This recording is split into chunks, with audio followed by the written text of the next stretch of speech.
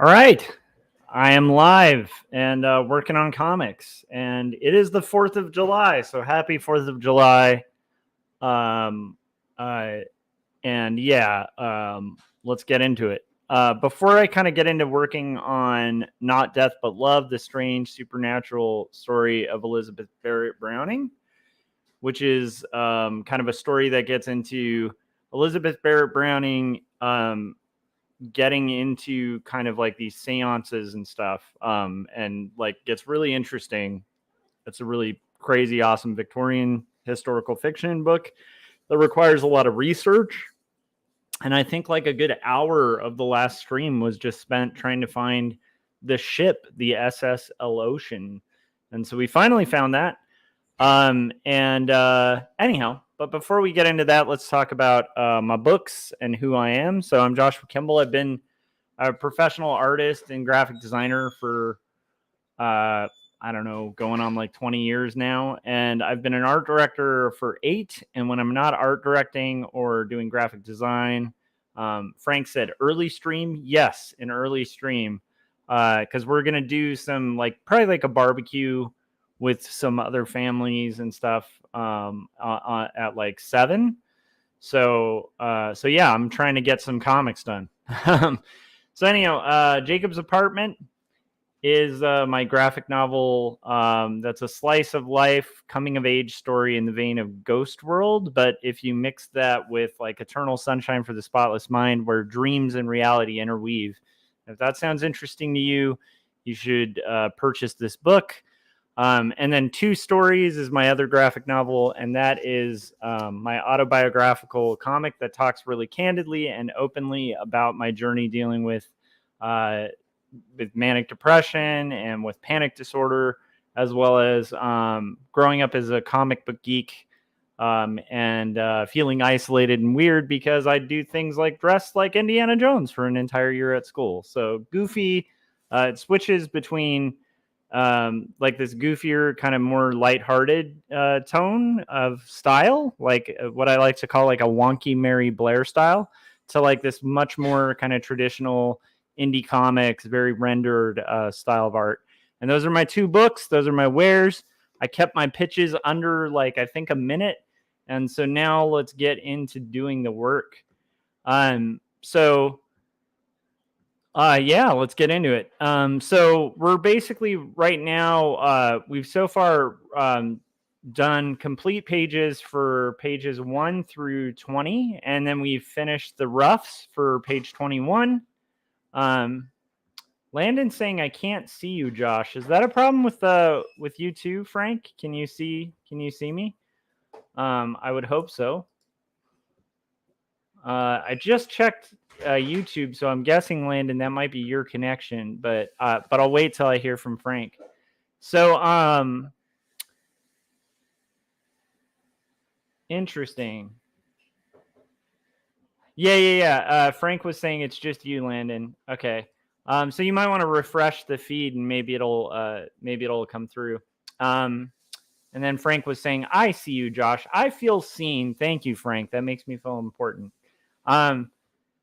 Okay. And then Landon said, yeah, he refreshed and it solved the issue. That's good, Landon. I'm glad.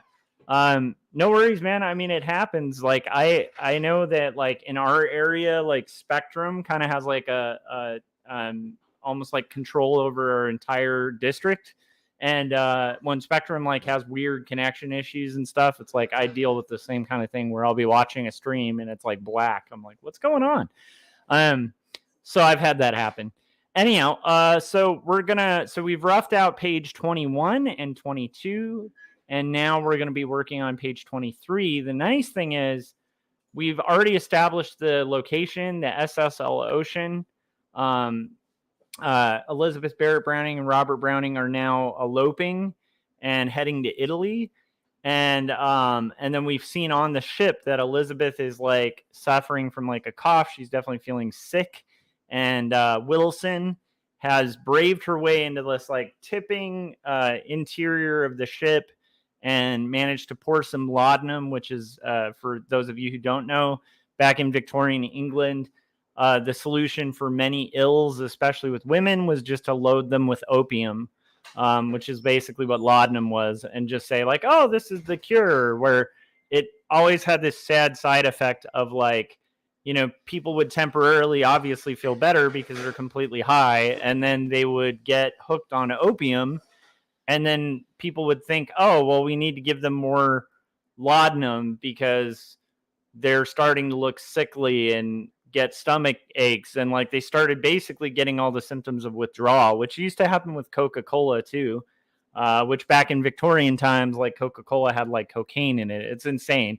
Victorian times and drugs are like, it's just kind of weird what was kind of like common parlance and just like totally acceptable by the public, but also just the lack of knowledge about like the kind of products they were ingesting. But anyhow, that's a long-winded point of saying like, now Wilson has gotten a spoonful of laudanum into Elizabeth's mouth, and now we're on the next page, still on the SSL Ocean, which for me is good news because we've already pretty much done all the research that we need for this next page.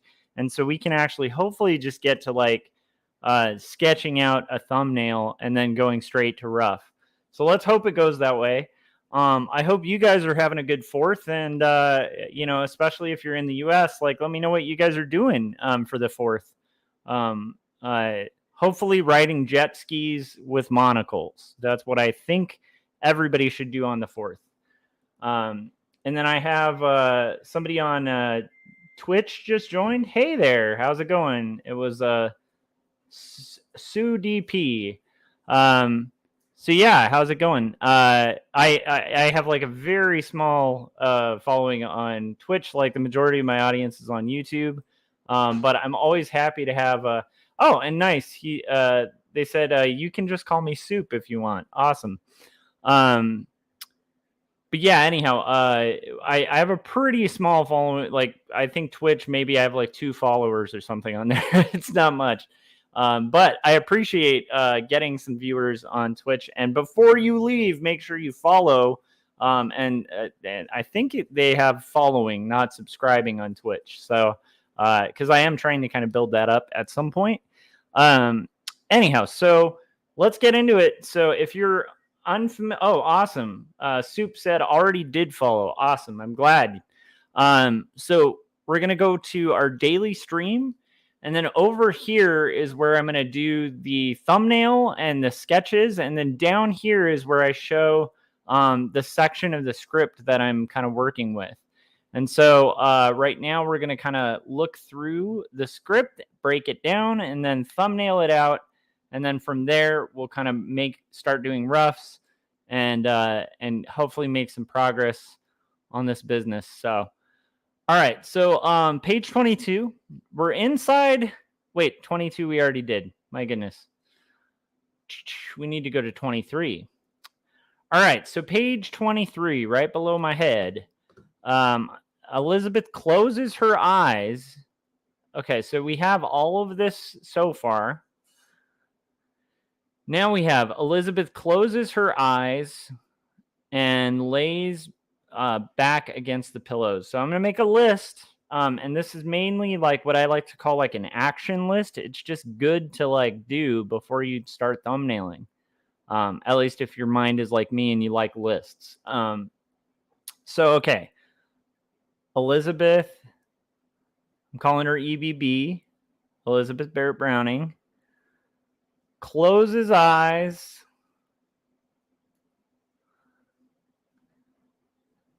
lays back on pillows. I think that can be one. I mean, that's like 2 actions, but I think that could be broken into one panel.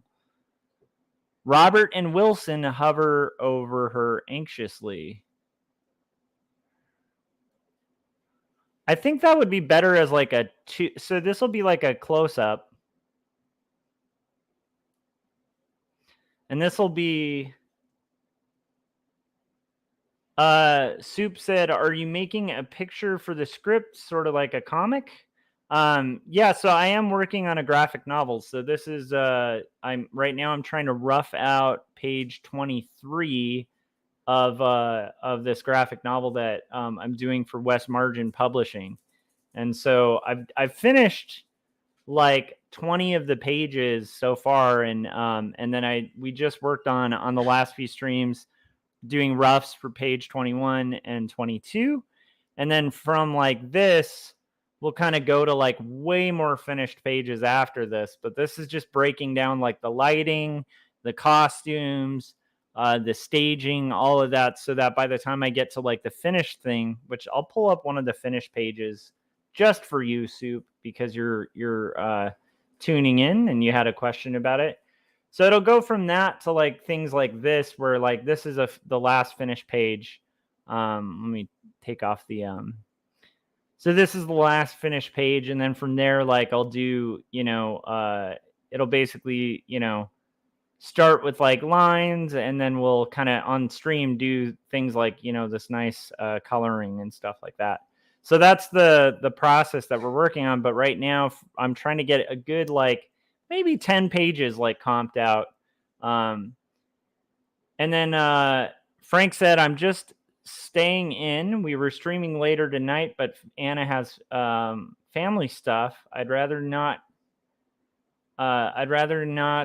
go live on my own if I don't have a topic I care about or a guest, but maybe tomorrow. Oh, okay. What time? I mean, you guys usually do a night show, right? And then Frank also said, tomorrow I hear more about my comic. Awesome. I'm looking forward to it. And then Soup said, oh, that's awesome. And he said, so you're just roughing it up, basically. Yeah, exactly. And then he said, thanks a lot, just for like showing him the work and stuff. I really like your little icon. That's pretty awesome. It's like it looks like is that a cat? But almost like a hairless cat or something. It's pretty awesome.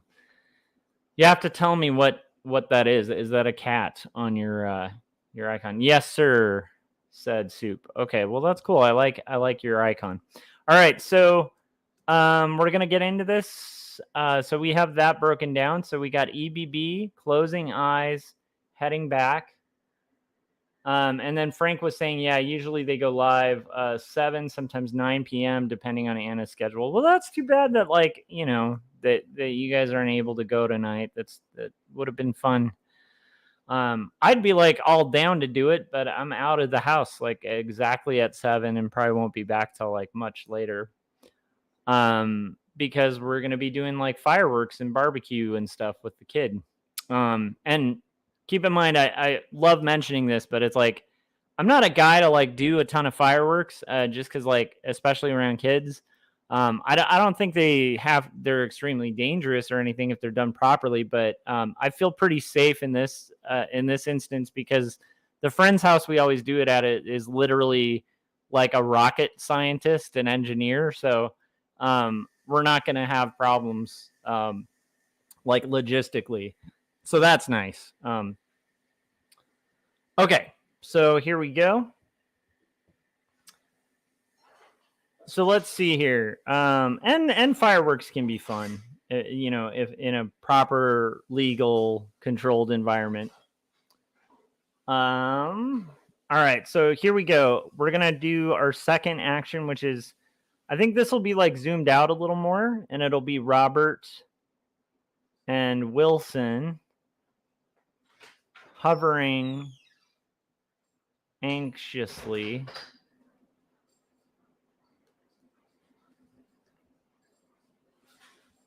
And then I think maybe the third could be like shot looking up so it's going to have Wilson whisper to Robert, she cannot abide the ocean ever since her brother. So Wilson to Robert.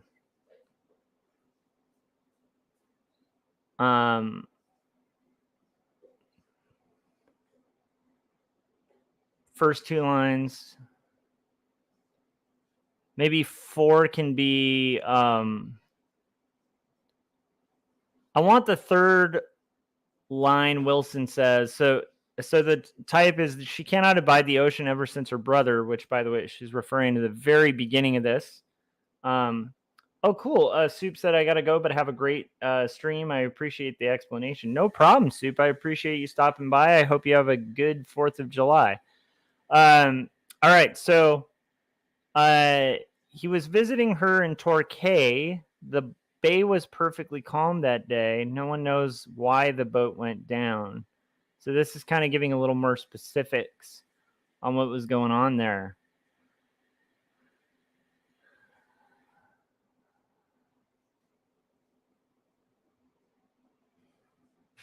So third line from Wilson.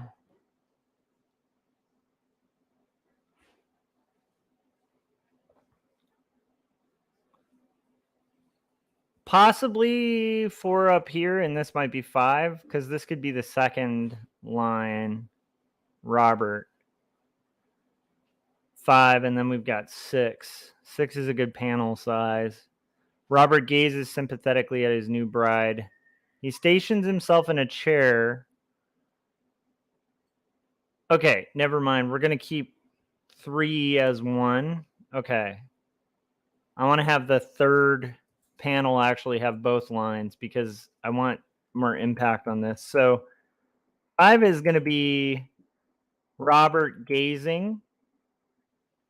And then 6 will be chair by bed vigil. Okay. So we've got that kind of roughed out. I should probably read that for you guys. So it says, Robert gazes sympathetically at his new bride. He stations himself in the chair beside the bed, settling in to keep vigil. So that's kind of what's going to happen here. So it's the same setting as the last roughs, and it's the same amount of tight or of borders. So that's good to know. So we're gonna have and I already pulled like a lot of the references that we had looked up on the previous one. I'm gonna just call this text or notes. And the border sizes may change here, but we're gonna do. I should do a thumbnail before we get into the roughs, though. So let's do a quick thumbnail. So we're gonna have Elizabeth closing her eyes in the first one and laying back on the pillow. So I think I'm going to have this like so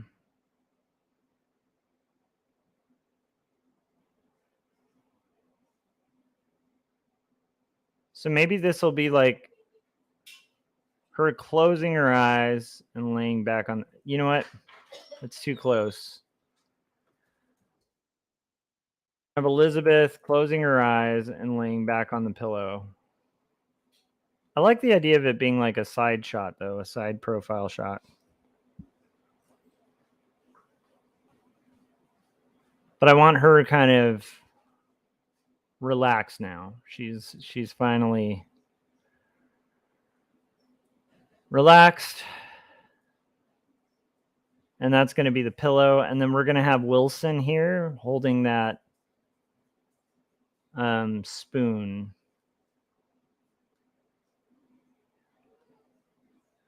So Wilson will be in the foreground. Her right arm is holding the laudanum bottle.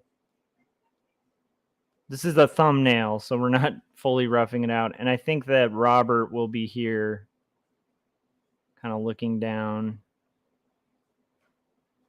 out of concern because he's by her.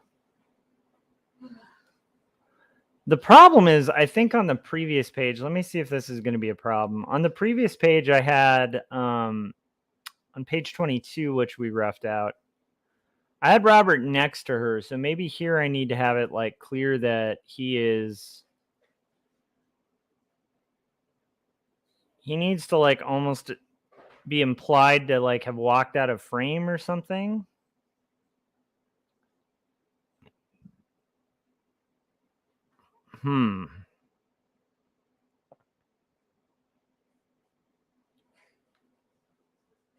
So I almost wonder if I should have him like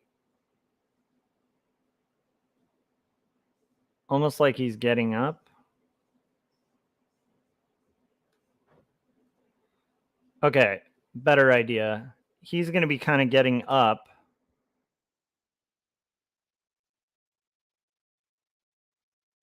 And remember, we're giving him like the Scrooge pajamas.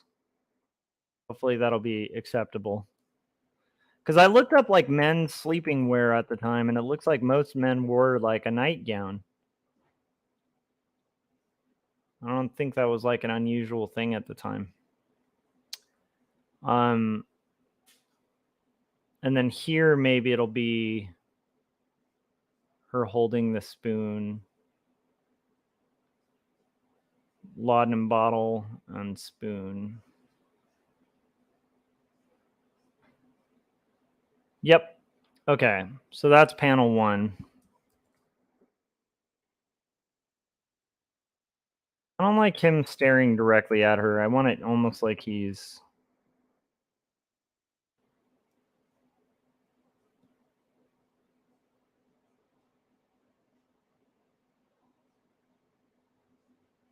Okay.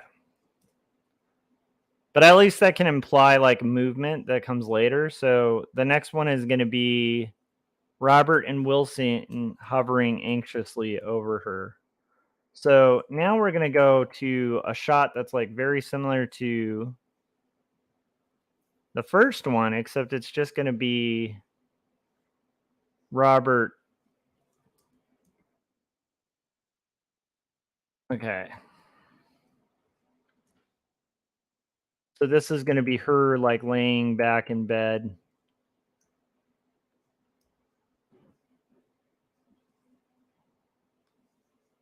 And this is going to be them kind of... So this will be Wilson, the maid. She's going to be sort of hovering over. And Robert will be here.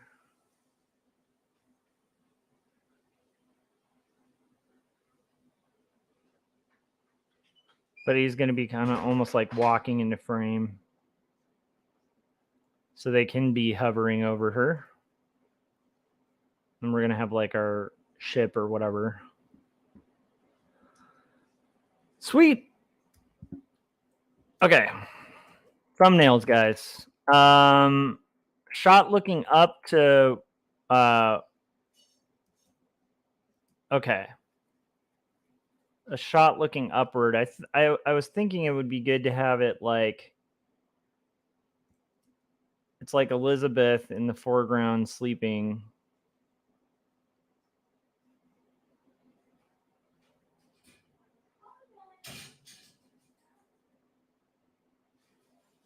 Maybe that's too extreme.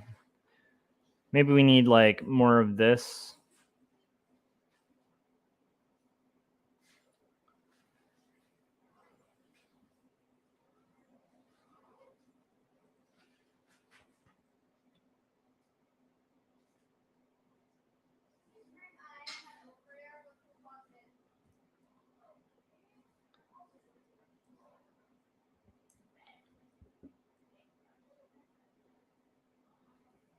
Did you say what you call it?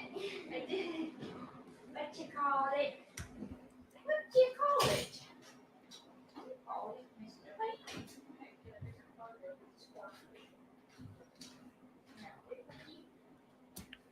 Okay.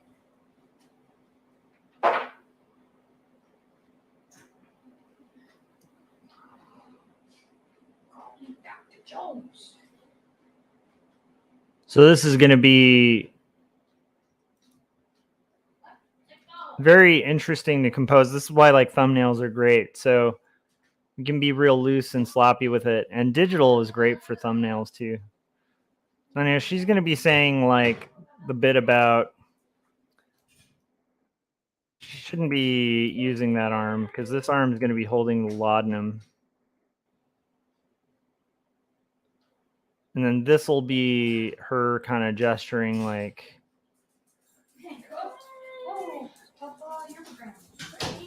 And then again, because it's thumbnails. So it's going to be her saying this like quite a bit of text. She cannot abide the ocean. ever since her brother. So this will be like she cannot abide the ocean and blah blah blah since her brother, and then this will be I'm saying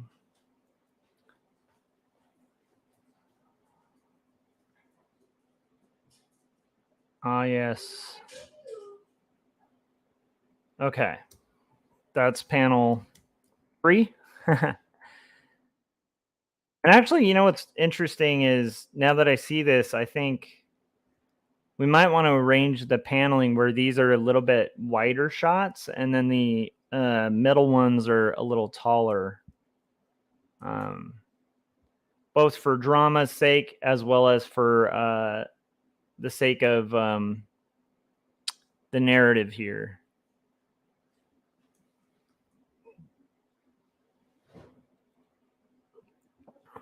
Okay, and then we've got our thumbnail that's going to be he was visiting her and got it.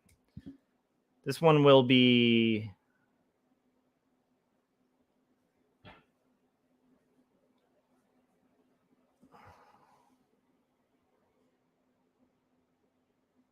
Robert kind of hearing. And this is going to be her saying he was visiting her and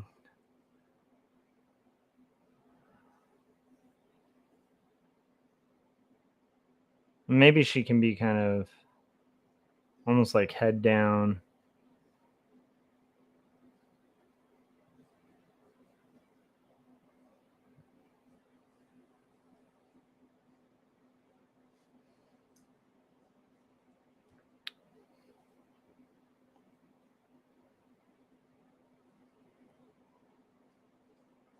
She's gesturing with the spoon.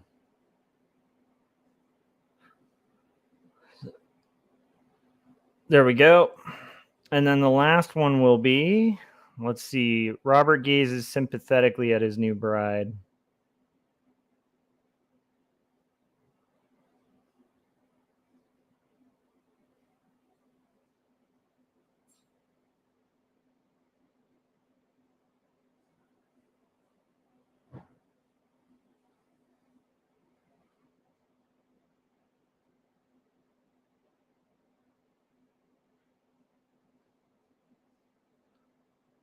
His bride is going to be here.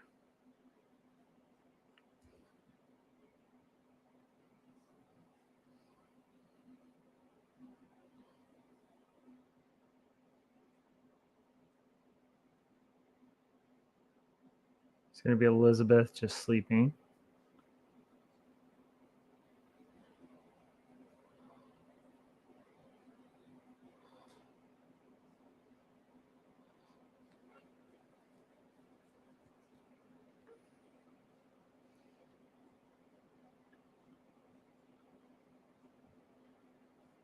And then it's going to be he stations himself at the chair to keep vigil. So this is going to be him sitting down at the chair.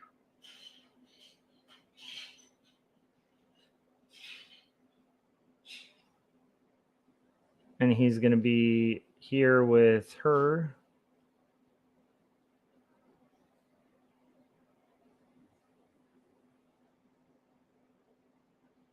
And let's have Wilson here too.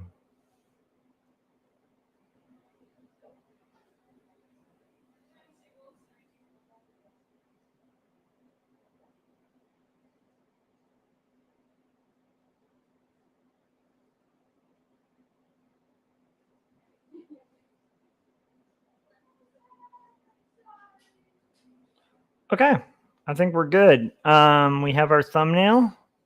We kind of know a little bit of what we want for the sequences. And I think that's going to do it. And I think I wrote votes instead of notes on that layer, but this is going to be thumb.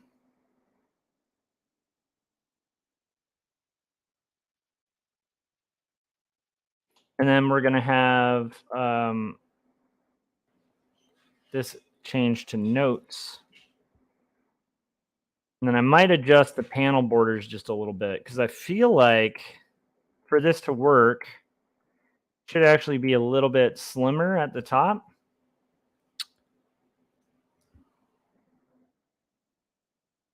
And a little bit wider in the middle.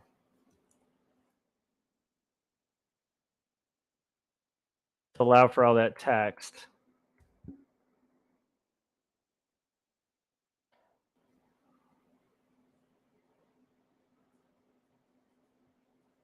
And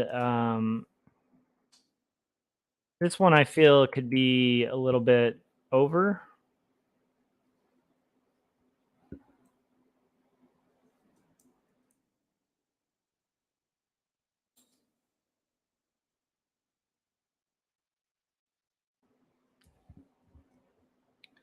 And I think it's going to allow for a little more space there. And then let's see what our thumbnail is.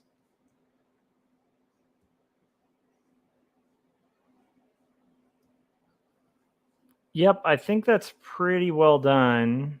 I think maybe...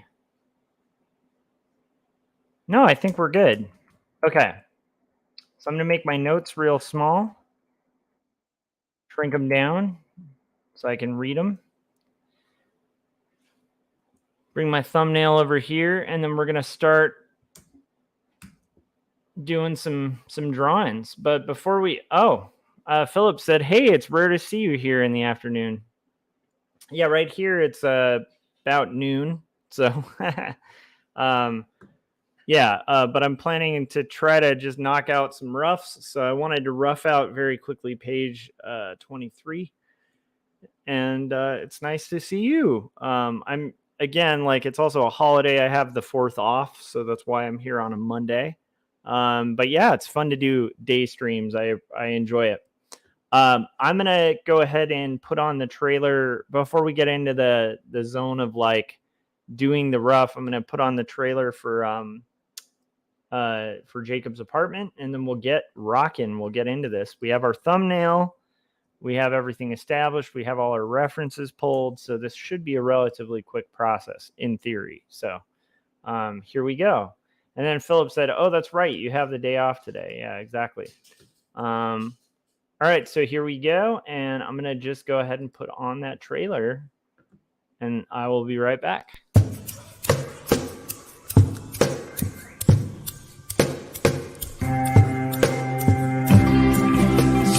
clearly, it seems that only in dreams can we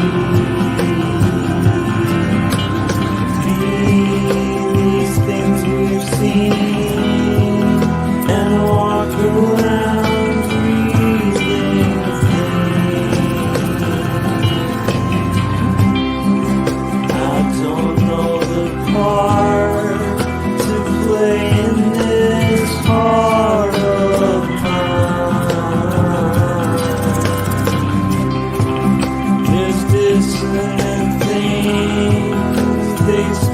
At the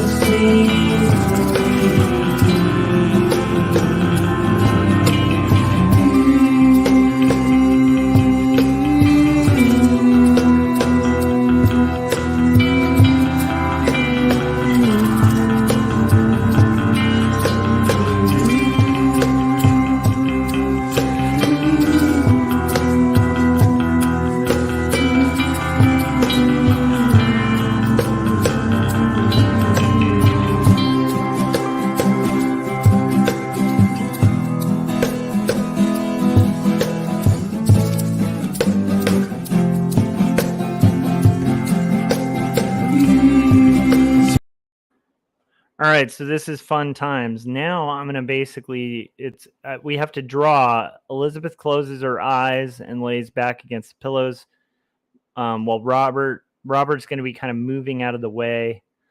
So what I need is my reference for Elizabeth's nightgown. That just seemed like a very, like, you know, Victorian times were very known for like their modesty for that kind of thing. So And then Elizabeth was definitely a very modest person. So I want to make sure I found like a modest nightgown from that era. Let's see here. So we need our ship interior. We need our Elizabeth face reference. I'm just lining up my references so I can quickly knock out this rough. And then I need, it's going to be helpful to have, so we got a nightgown. Come on. And then I'm going to have the cabin, which is our location. And you know what's funny is like some of this is skills that I picked up as an illustrator. It always helps to have photo reference of what you're drawing. The ideal would be to have physical reference. Like if you could actually be at these locations, that would be the best. Because drawing from life, it's just like you're never going to be able to replace the awesomeness of that. But it can inform like what you're doing very well and like just make for much better work. Okay, so we have, and it helps the imagination. Like for me, seeing the maid really helps me visualize and kind of turn around the maid. So yeah, let's see here. We're gonna have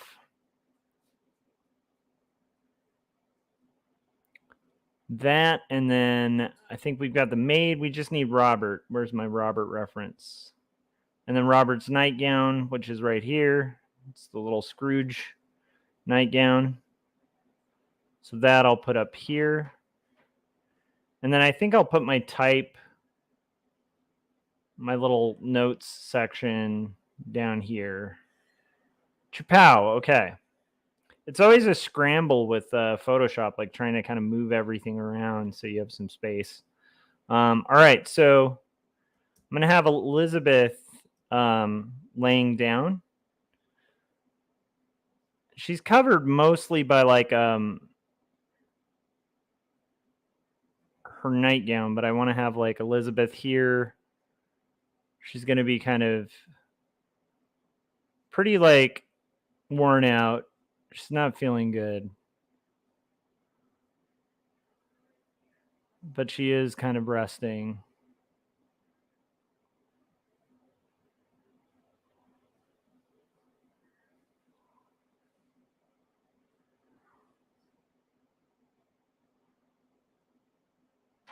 And then she has these curls. This is why like that reference is so great to have.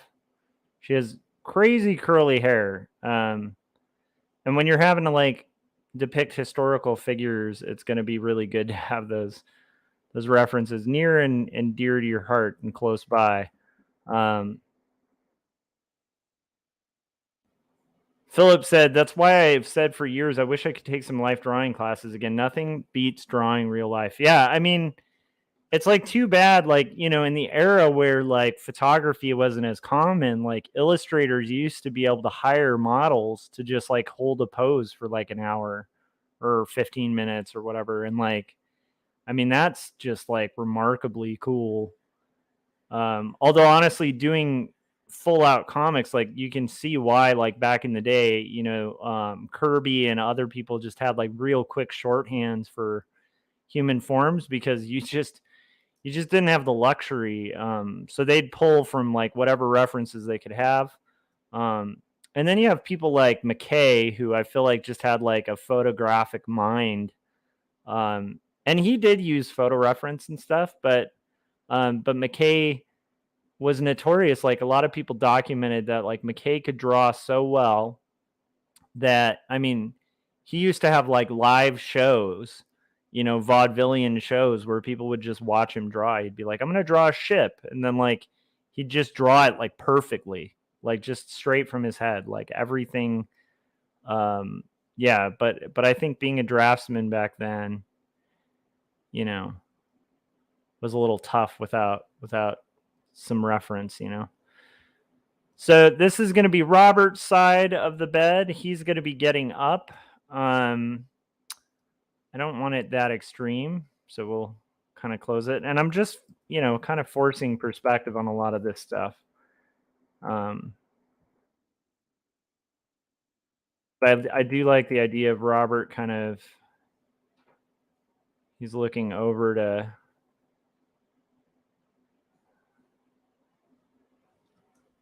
I don't like the eyes there. Let's try that again.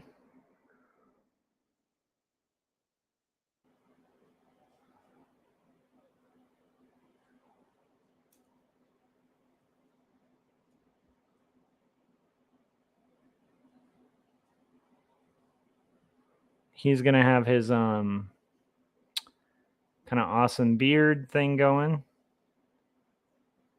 And he is wearing a nightgown.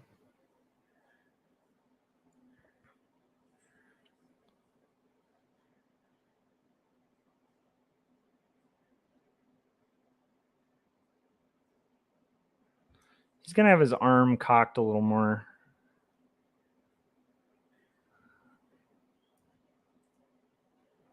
Need to actually pay more attention to my roughs here, or my thumbnails.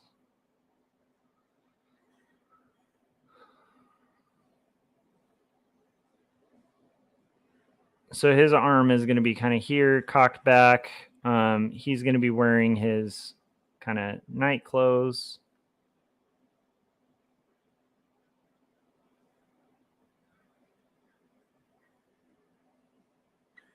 And I think these are kind of like sleevey things.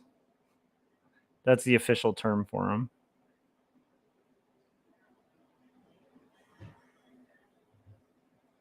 I want his hand out, but I don't want to make a tangent there. So we're going to have his hand kind of here.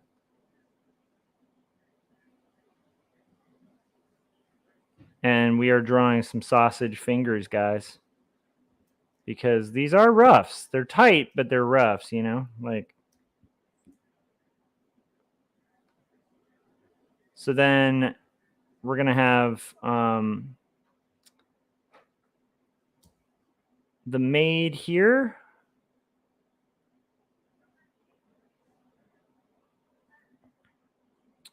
She's going to have her kind of hat and her hair.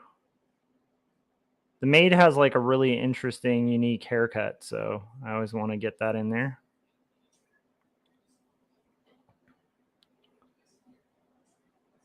We're going to see just a little bit of her profile.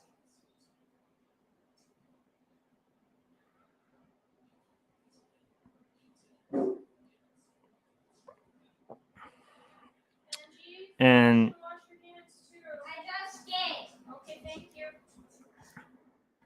just going to have this going on. So are you guys, well, I was going to ask if you guys are doing something for the 4th. I'd imagine like, Philip, I'm imagining like the 4th of July is not a big deal in Canada, right? That's just going to be my wild guess. You can correct me if I'm wrong.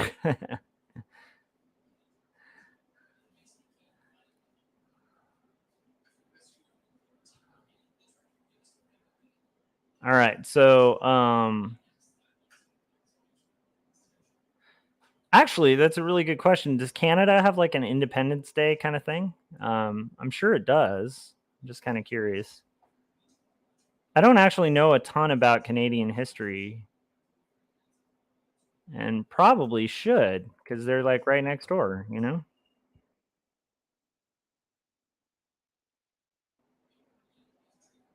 I feel like if it's brought up, I might know it. Okay, this was going to be the spoon, and I realized no, actually, the spoon's in her other hand, so this is going to be the laudanum bottle. We're just going to have that sort of there. And then we're going to look at the cabin and realize that back here is probably that that window. And that can kind of reestablish like, hey, there's some crazy rain going on outside. And then we're going to have the just some of the woodwork here.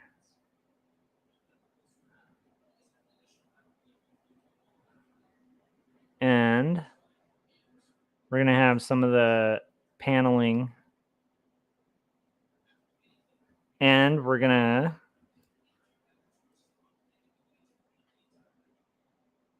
have Elizabeth's hair dark. And then we're going to do some lighting. So we know that there's like a... You know what might make it an interesting composition? Have the lamp here in the foreground. Like, you know, wouldn't hurt to have that. And that'll give like a little bit more fun to the composition. There's a big old lamp kind of in the foreground.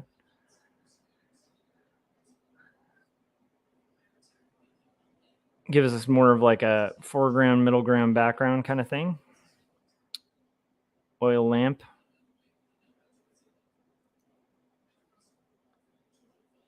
And then there we go.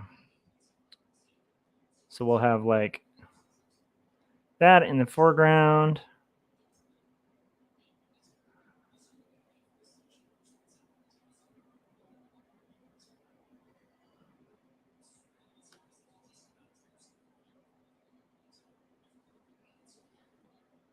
So Elizabeth's relaxing. This is a rough, you guys. It's kind of the stages of doing comics. I like to rough out the page, kind of work out my lighting, my poses, the research, get all of that stuff out of the way. So when it comes to final, I can just rock and roll and, you know, basically enjoy the process of drawing without any impediments, you know, outside of just doing the work. So there we go. Elizabeth closes her eyes and lays back against pillows, Robert and Wilson hovering over her anxiously. And we also get the sense that Robert's getting out of bed. Maybe I'll reinforce that this is like a gown kind of thing. Okay. So then we're going to have our next panel, which is very similar, but this one's going to feature... Well, we can just move some of this stuff so we have some space. So Robert's nightgown I'll move down here. The cabin I'm going to move a little bit over here. And then the maid I think I'll move just a little bit over here. And we're going to get into panel 2. Philip said, no, it's a normal day here, but we have Canada Day on the 1st, so we had our celebration. That makes a lot of sense. That actually makes a lot of sense. All right, so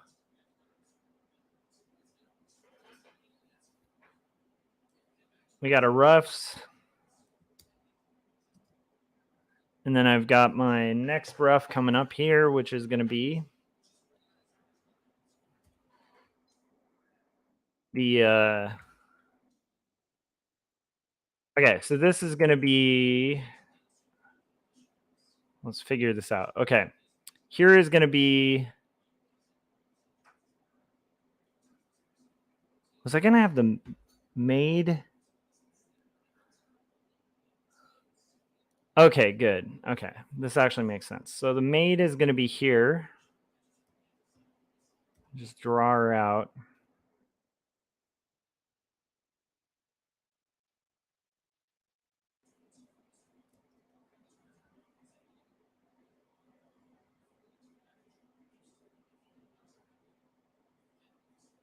And then she is going to be sort of looking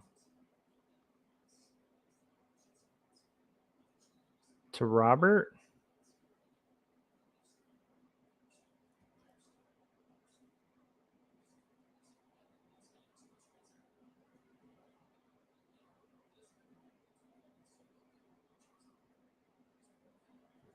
having her crazy maid hat.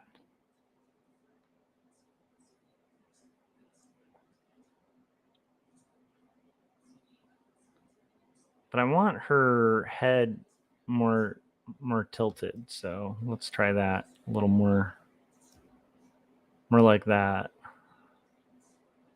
And then she's going to have her back sort of facing a little bit more.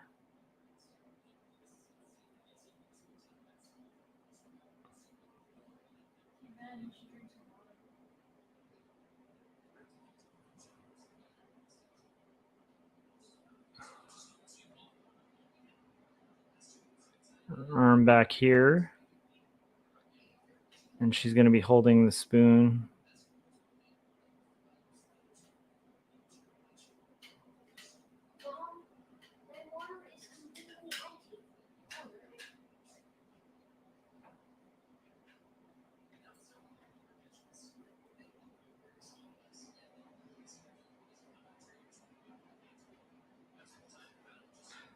And she's going to have like some weight on that hip, so this will be a little more like that.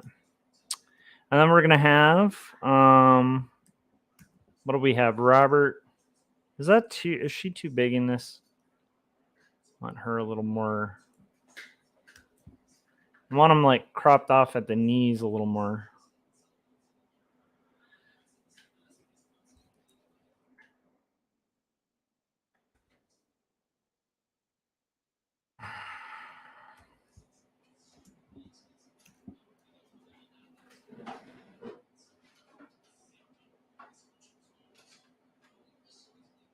Laudanum bottle there.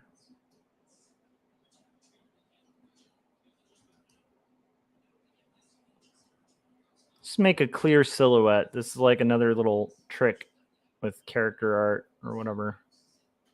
Sometimes I'll forget that. So there we go.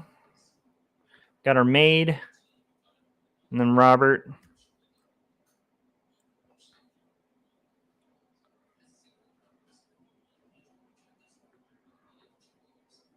Robert's going to be here.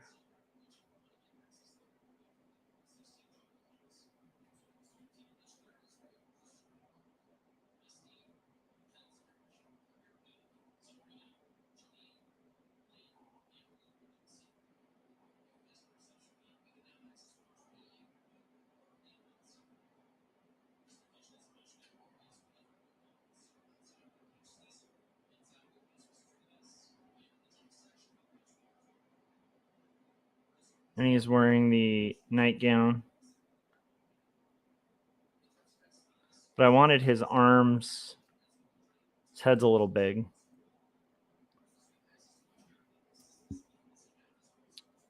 Wanted his arms a little more back too. We're paying attention to this thumbnail down here, guys. Oh, sorry, this one right here.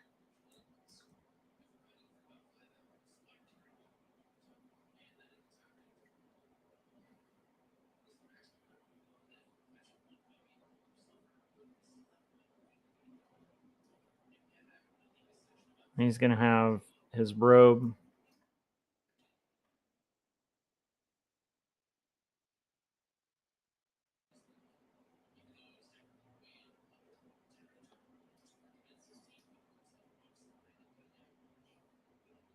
Kind of like the idea of him.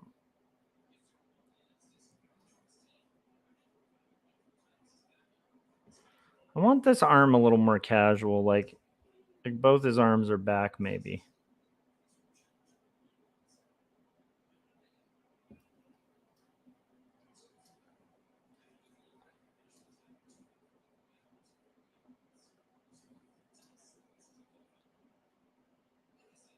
Frank said, I missed Canada Day. And then Victor said, hello, Joshua. It was great meeting you at TCAF. Thanks. It was nice meeting you, man. Like I really got a kick out of I think it's just, I don't know, there's something really cool about like being in a different country and literally meeting cool people, you know, like outside of where like a totally different country than one I live in. And I just got a real kick out of that. And it was such a fun thing kind of meeting so many people. So I don't like that arm back. I kind of feel like I just want it more casual. So maybe on this one, it's just his arm's going to be sort of limp. I think that speaks a little less. Like he's not going to have as much awkwardness. Maybe his arm can be back a little more too.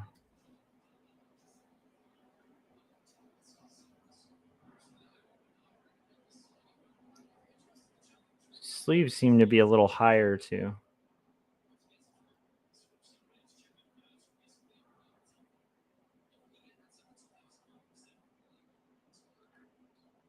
Frank said, I was just thinking I could do a Canada Day video. I'll have to wait till next year. Or you could just do Happy Late Canada Day, you know?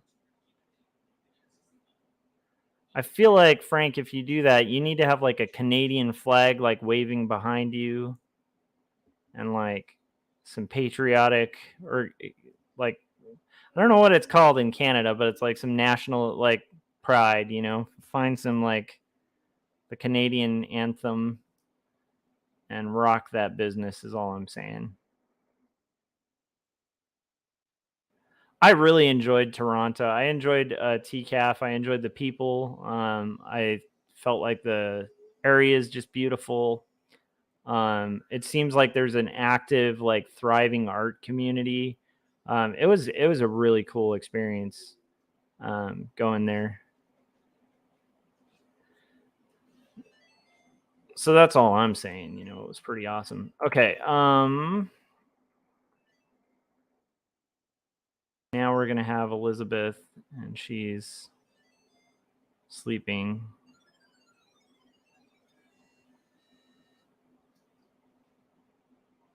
And this is gonna be her. And have some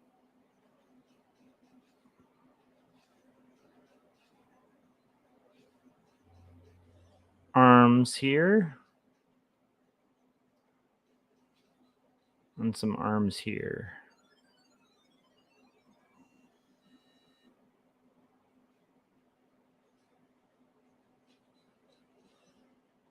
And then we're going to have our bed. It's going to be here. And the bed post will be here.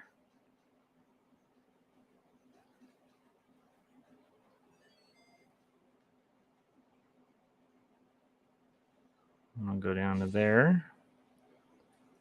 And her in her pillow. Robert's pillow over there. And we're kind of blocking this out, making it happen, you know? The one thing that was tough about traveling to Canada is like the time difference. Like it's funny. I don't tend to get like jet lag, but I always forget like even when I travel to like that side of like the US, there is a bit of jet lag. Just because of the time change. Like the time change is pretty significant. Like now I'm even forgetting what the time change is there. What's the time for you guys? Like Philip? What is the time out there right now? Because you said something about like afternoon or I mean it's 1 o'clock here, so that'll give you like a frame of reference for like the difference. This is gonna have the window here. Yeah, Philip said we're 3 hours ahead, so it's currently so it's like New York, you know. I mean that makes sense because you guys aren't. At least Toronto's not super far from like Buffalo, you know. Which I learned while I was there. I didn't realize they were that close. But yeah, I don't know. I mean, it's not like a time difference like you'd have like traveling to a different country, but for some reason, man, that one threw me for a loop.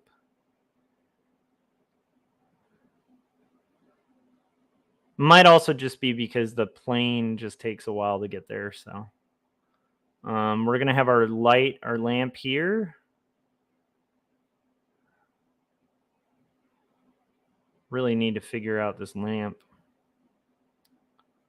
It's another advantage to doing roughs is you get to kind of figure out what you're drawing before you get to final. Okay. So now we're going to add a little bit of lighting. Definitely going to have some lighting on the bed. I want Elizabeth sort of lit from above a little bit. I would like to have this kind of get darker on the side to kind of establish that it is a bed. And then we're going to have a little bit of this. There's a window there that can have like the rain through it.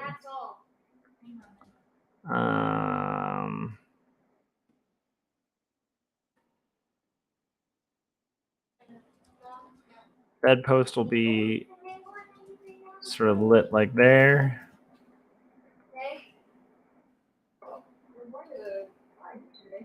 Yep. All right. 2 down. Arg, the minute I typed that, the internet connection dropped. That's what Philip said. And then Frank said, I have the anthem on my laptop. I got copyright struck, though. I was thinking of reacting to the Captain Canuck web series on YouTube. I might get flagged. And then Frank said, you're an hour ahead of me, Phil. All right, so we are going to do our next set of thumbnails. So the thumbnails here, and then I'm just going to move all of these things which are going to be essential just out of the way of this. The maid can be here. Robert can be here. And this is going to be a lot of type. I might actually work out the type first. It's always a good advice to do. And we're at the hour mark. So I'm going to, I think I need to brew some coffee. It is mid-afternoon. So I'm going to try to get some coffee going. And in the meantime, I'll put on the 2 Stories trailer. And then we'll get back to roughing this out. But we have 2 roughs done. I think in about an hour or so, we'll probably be done with the page. We'll see. But I'm hoping. I will say it goes way quicker when you have all the research and references and things that you need. All right, here we go. Here's the Christmas trailer for 2 Stories.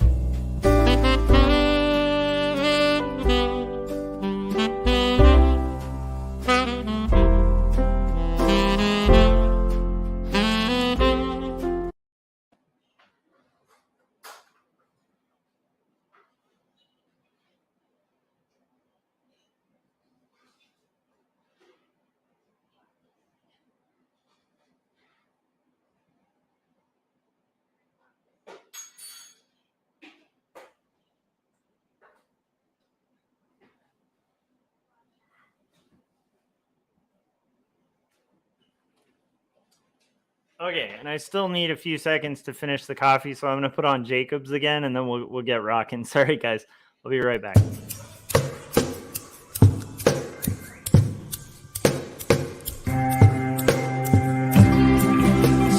clearly, it seems that only in dreams can we these things we've seen and walk around breathing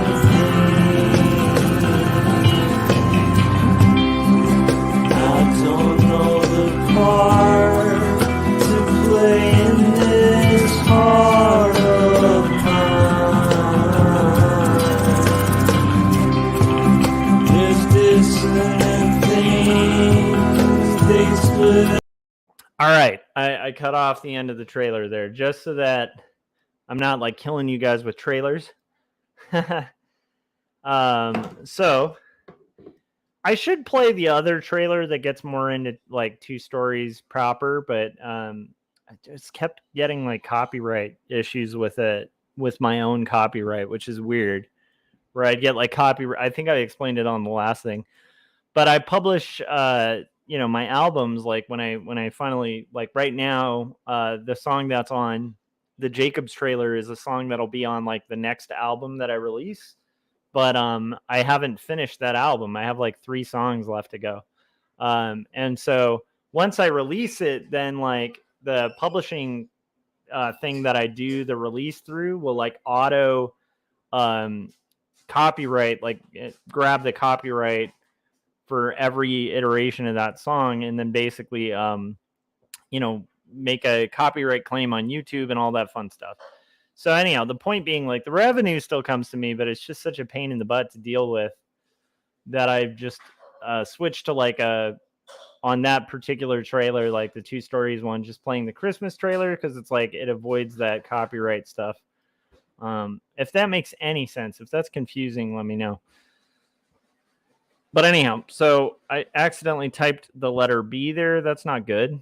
I didn't want to type anything there. Okay. So we're going to have 2 lines of dialogue here. And one is going to be Wilson, who's going to be standing on the top right.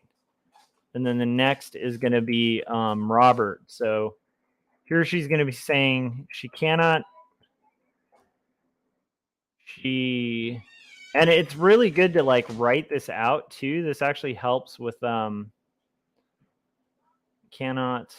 It doesn't need to be like perfectly written because obviously I'll do better lettering in a bit. Abide the ocean.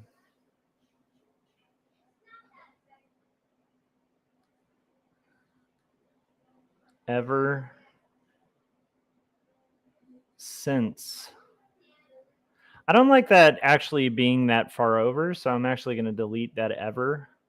Or I'll just move it so I don't have to rewrite it.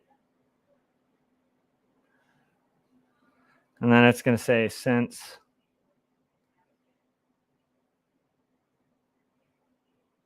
her brother.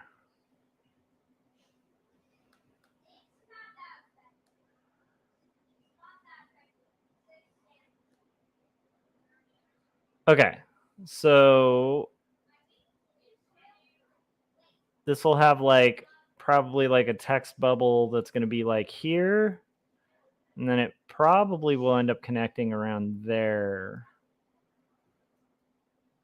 which will actually be easier to kind of do once I have her blocked in. But even on roughs, like I don't want to waste my time drawing stuff I don't have to draw. So okay, and then she's saying, and then he's going to be here next to her saying, ah, yes.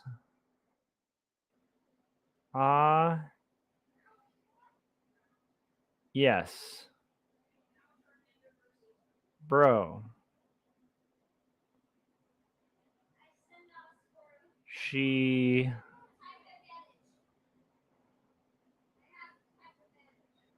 told me something of his death, drowned at sea. This is such a sad part. Because now, like, this is really just clarifying what you see at the beginning of the story.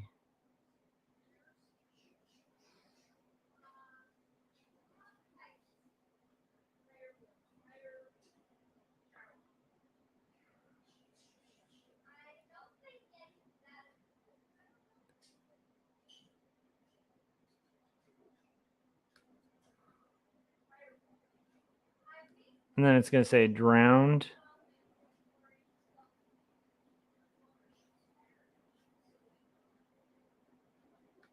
I actually want the drowned to be one word, because you don't want like orphans, but if you do have an orphan, which is like a lonely piece of type with no friends next to it, you'd rather it be like a word you're really trying to emphasize. So I feel like drowned is a good word to emphasize there, just to kind of hopefully have more emotional impact. So now we're going to have this here.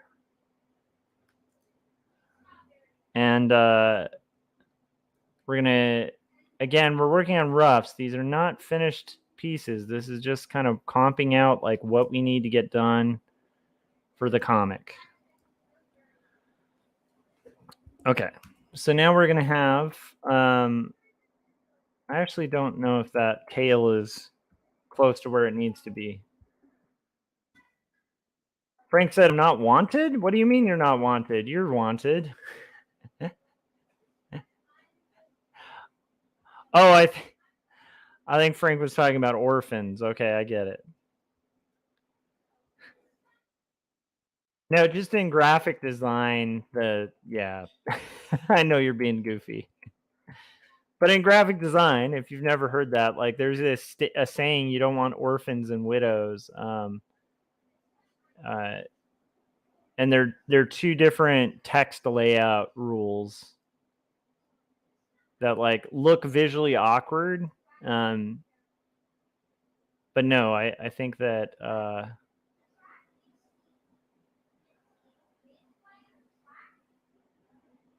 yeah, in graphic design, it's very like anti-orphan. In life, we should be very pro-orphan, right?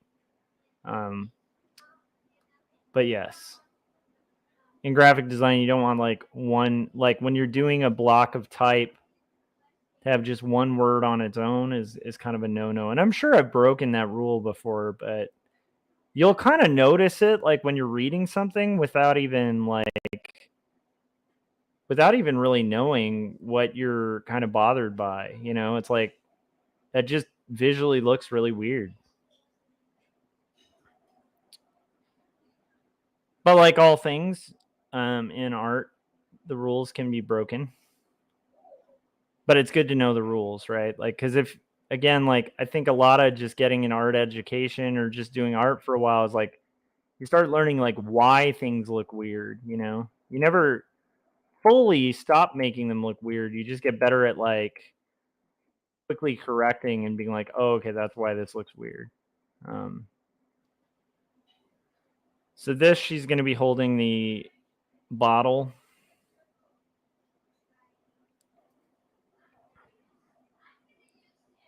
of laudanum. And I got to stop noodling too much. Just confidently draw. Here she's going to have her arm kind of going. Like,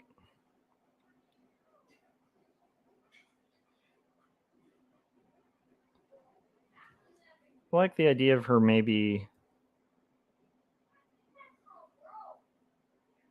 having like a little more of a expression here.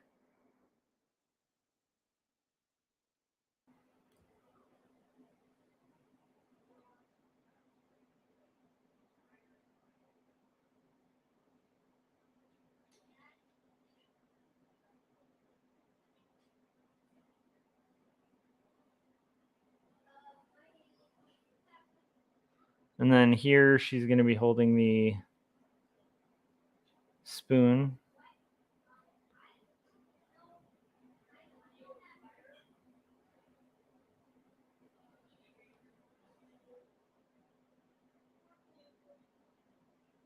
Her hand.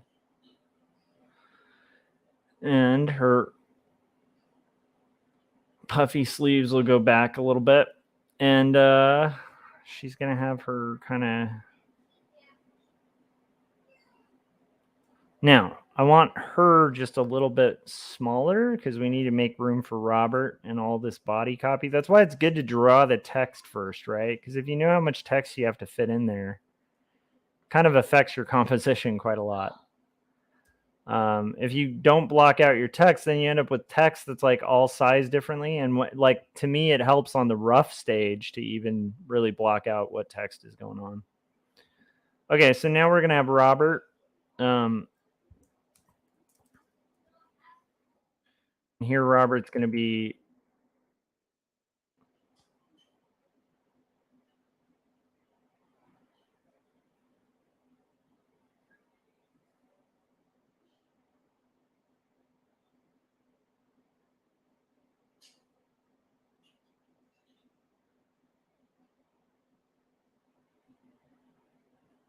He's got these rad chops.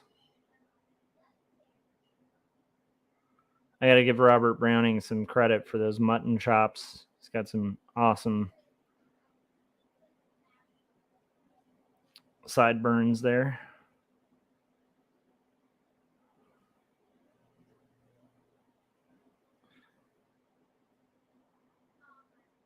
Don't want his posture too upright either. I need to adjust that.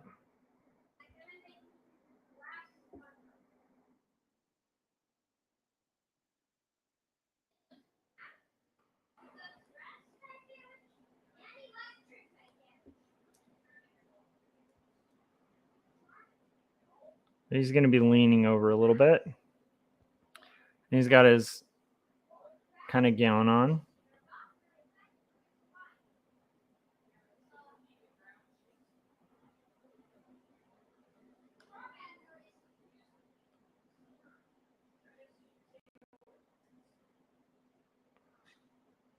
And we'll have to see. I mean, the writer may not like him being in his pajamas. It just seems like this is at night. Elizabeth's not feeling too well. Just seems like they would be, you know, in nightgowns and stuff, because it also reinforces like she's sick, you know? So hopefully they're okay with that. But, you know, worst comes to worst, we do like a quick costume change. And now we're going to have Elizabeth here. We kind of want it like...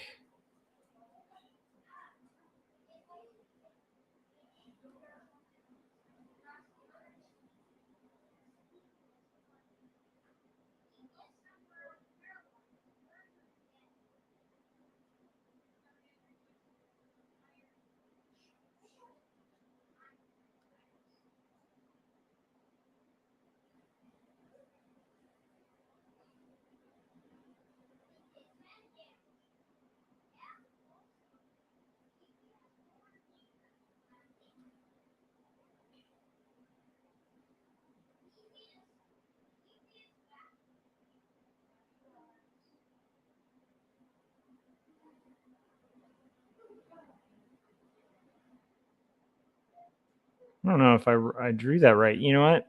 I think I need to try a different approach there. That looked crazy.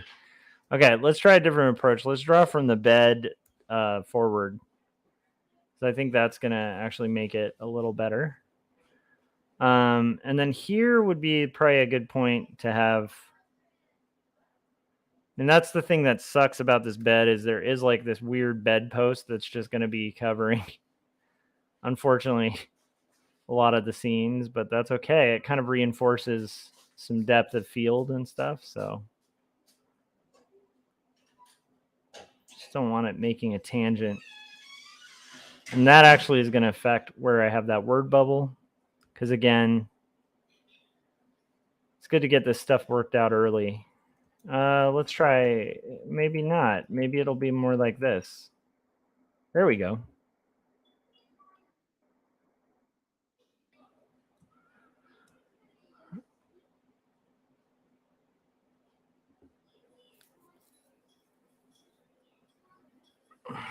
Frank said, I have a comic question. I have the PDF of the Captain Goggles and Mask Woman comic. After I get the physical copies, I plan to release the PDFs afterwards. Do you suggest releasing the PDFs first?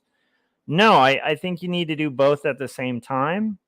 You need to try to do like a little launch of like, build some anticipation on it. So like give it an official release date and then do a couple interviews. Or like at least build it up on your channel saying like, hey, this thing is coming up. Build some steam for it. Be like it, like once you have the physical copies, be like, hey, this is coming out on like this date. Give people a date to look forward to. And that also gives people a chance to know about it before it's like out and available. And then again, like, then you'll have the PDF and the book and everything released the same date. And that should kind of work out, hopefully. But that's just my mild advice. Who knows, So this is going to be much better. Okay. So that's going to be her hand. We're going to have her. It's always hard to like mock foreshortening, but I'm trying here to kind of have that happen just a little bit.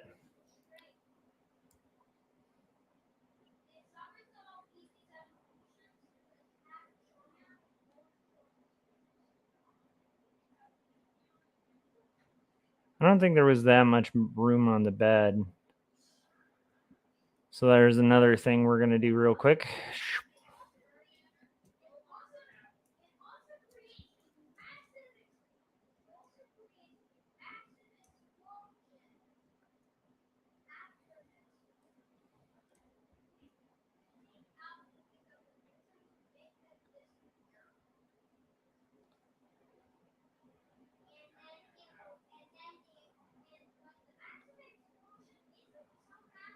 Here.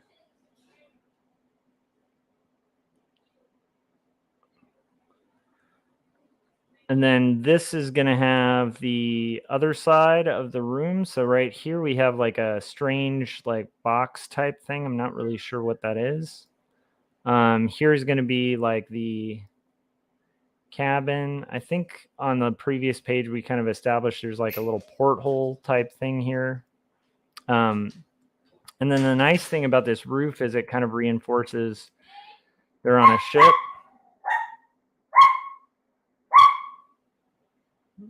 Scotch is that's our crazy Chihuahua background barking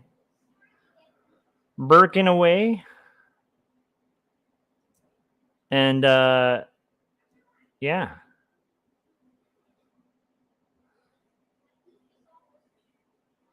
So there's that part of the ship. This is going to have a little bit of nuance and stuff to it. So, okay, now we can add like some lighting. We can add like, we know there's a lantern that's kind of on the other side of her.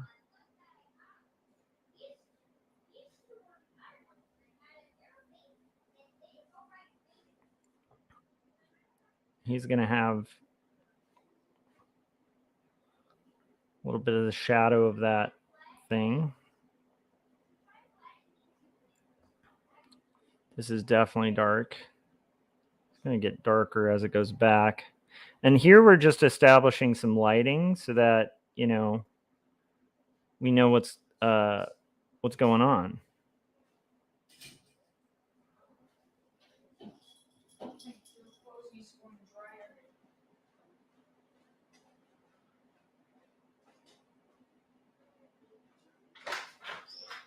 So now we're getting closer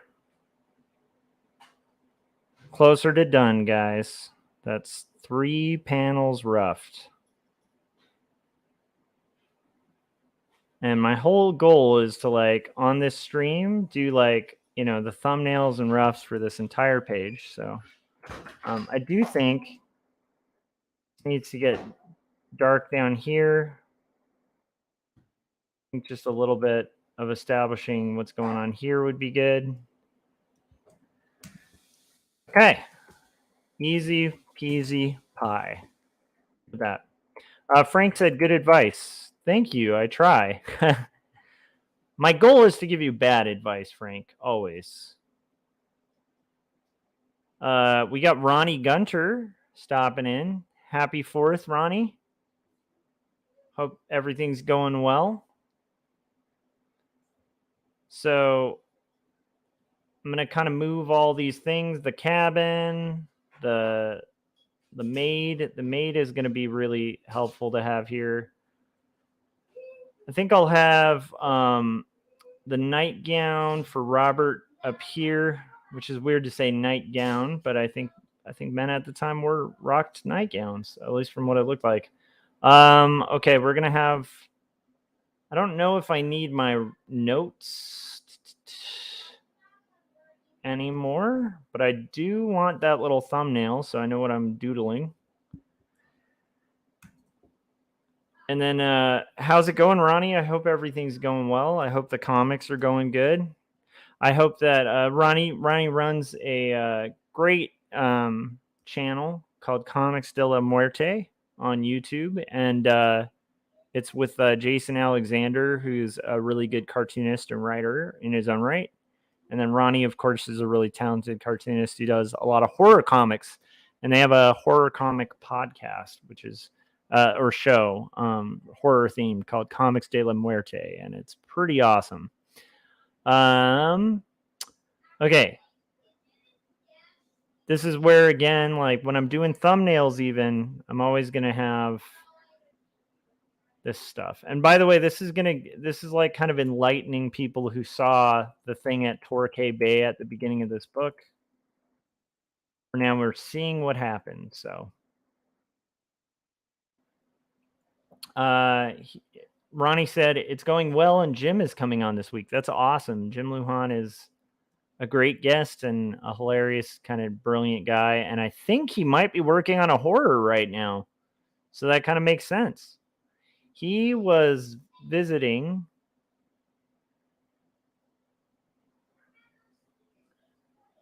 her in Torquay.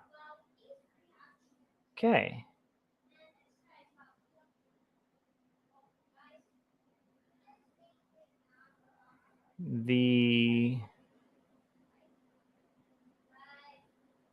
bay was perfectly calm. This is the weird thing about the accident of Elizabeth Barrett Browning's brother. It's very sad. It's like there's no storm. It's a calm sea. And then their boat just capsizes and everybody dies on the boat. It's nuts. And they didn't even know the boat was lost until like a couple bodies washed up on the shore. No one. So this is interesting. Like still to this day, I don't think they really know what caused the boat to. Why which will become important for the plot as we continue. Went down.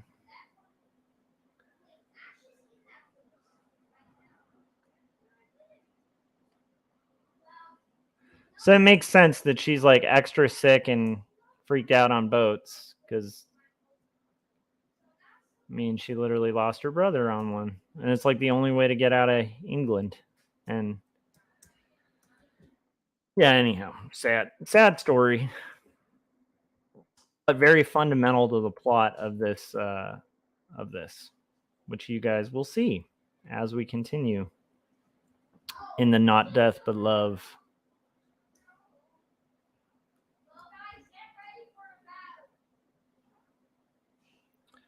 So this is going to be a close-up of the maid.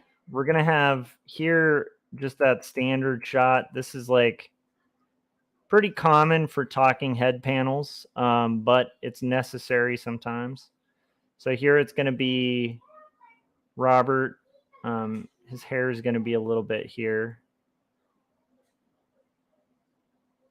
But in general, he's just going to be looking.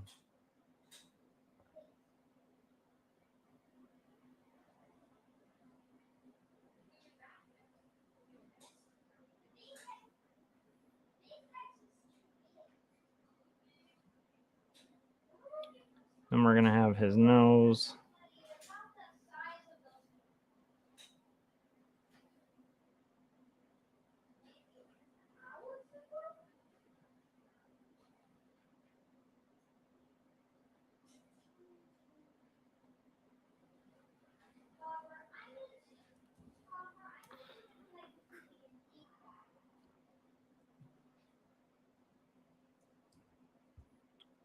So then we've got that going.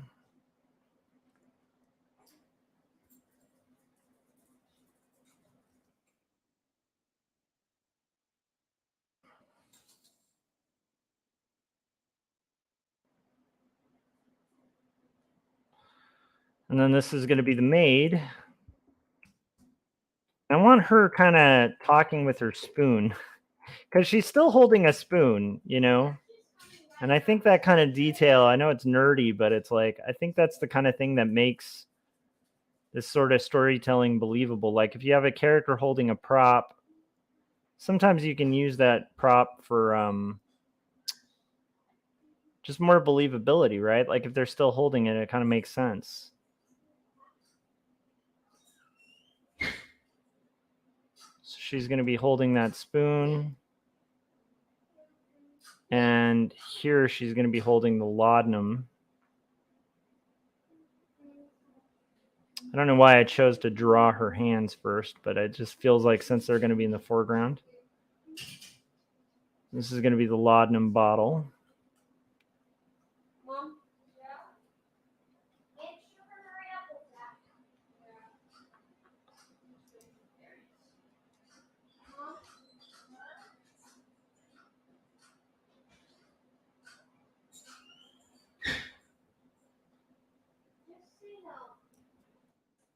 Mom? Frank said, do you suggest putting some of the pages on Webtoons or Tapas as a sample? I mean, it depends. It depends on how you want to market it, you know?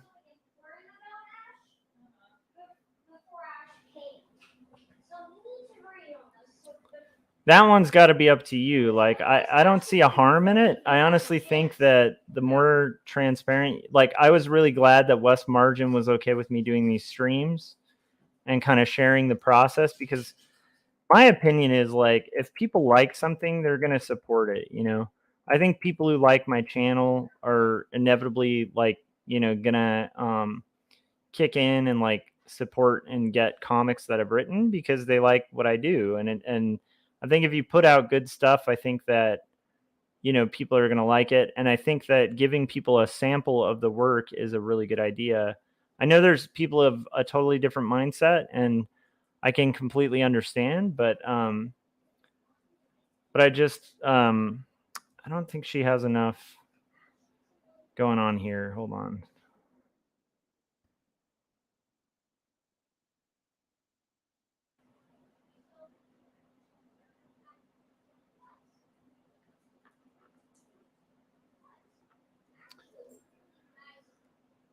So I tend to be of the mindset, like, the more transparent, the more you share, like, the better it's going to be for, like, if people like it, you know?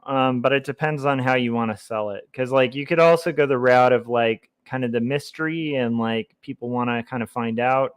Um, and actually, honestly, if you're writing like suspense or like action, that can be pretty good. Like maybe you don't want to share the whole process because you don't want to give away like some of the, especially if there's like a big aha moment or something like that.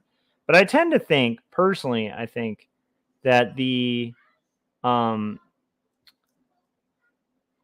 the era we're in, it's better to just be transparent and let people make their decision whether they want to buy it or not, you know. That's what I would do with a comic.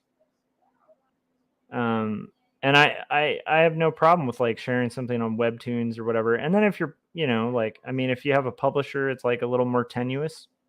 I know with 2 Stories, I put the whole thing out on Tapas, and then I think it was requested that I remove it by my publisher once I had finished it and gotten signed. But there was a group of people that bought 2 Stories that were reading it on Tapas that may otherwise have not found it. So again, I think if your goal is to get readers. And to me, yeah, there's nothing wrong with just don't sign your rights away to your work, that kind of thing. But other than that, I think why not be totally transparent? So now we've got our maid having this conversation. Why am I putting the flower on that side? She has like this rose kind of thing going on here on her hat.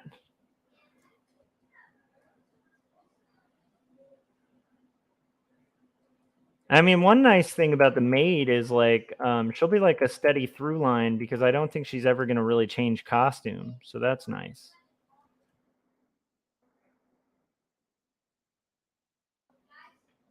I think one of the strengths, I heard this a long time ago, but I forget who was talking about it, but somebody was talking about Peanuts.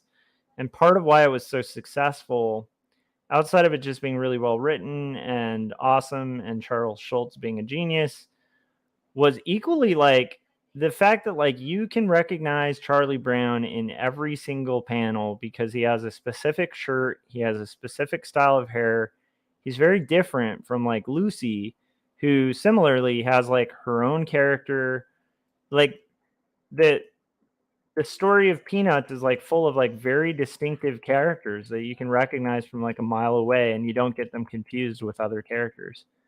And I had heard a pretty compelling case for why that makes for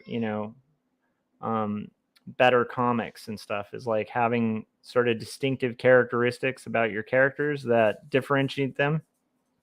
And sometimes that might be a specific costume. I know one of the indie cartoonists I really dig, Noah Van Shriver. He writes a lot of really funny comics, and he's related to a cartoonist that I can't stand. But Noah's a really good writer, and he on his comics Fanta Bukowski, which is a great funny, just quirky indie comic that I recommend you guys get. But he just gives his character this ridiculous mustache, and he tends to do that with his autobio stuff too. He'll draw himself with a crazy mustache.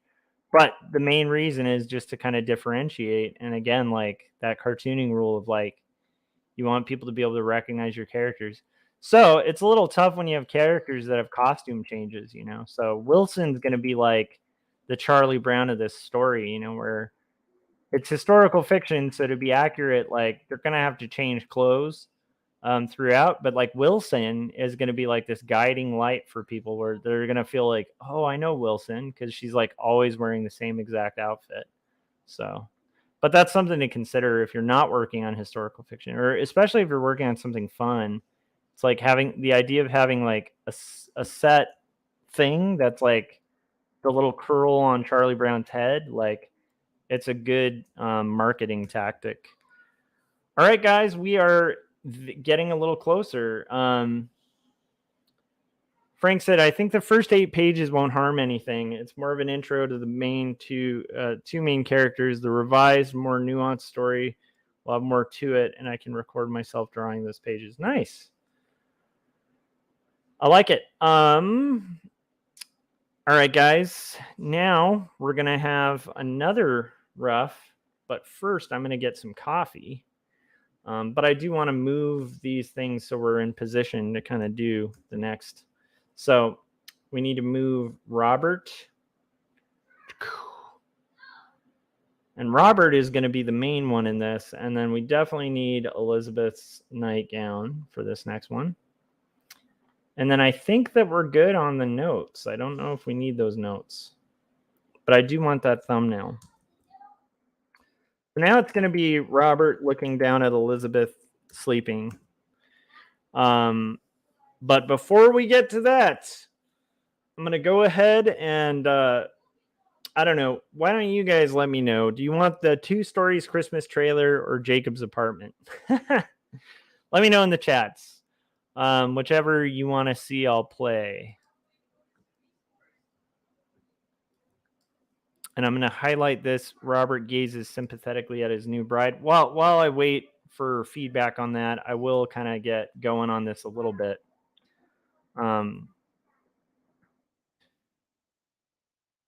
Let's see here. So this is going to be Robert kind of looking down. I actually really like the expression that I did on the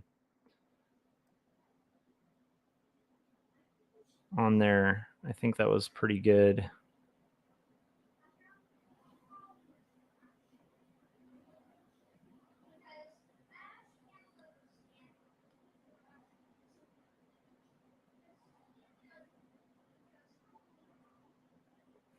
And I think we can have like,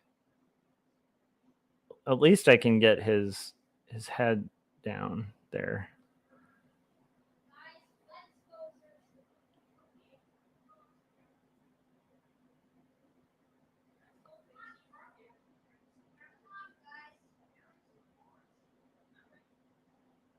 And then Robert's going to have his crazy rad beard thing. He has a bit of a like Abraham Lincoln beard going. And I have considered it. I think like maybe when this book comes out, I'll just do a full out Lemmy. I'm curious to hear that too. Like when I check on like, what do you guys think about me doing like Lemmy Motorhead style haircut? All right, so here we go. And then I'm gonna have this here. This is him. He's supposed to be looking sympathetic, so maybe his eyebrow should be more there. This is going to be looking down a little bit more too.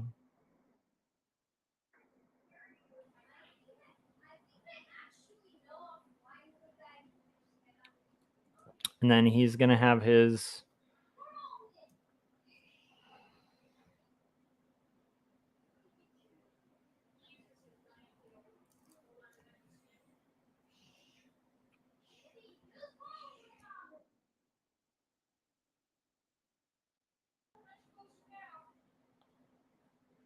all right. There we go. All right, cool. Frank spoke up and said, let's do Jacob's. Let's do it. So here we go. I'm going to go ahead and put on the trailer for Jacob's apartment again and get a cup of coffee. And then we will finish these last 2 roughs, which is pretty exciting. All right, here we go.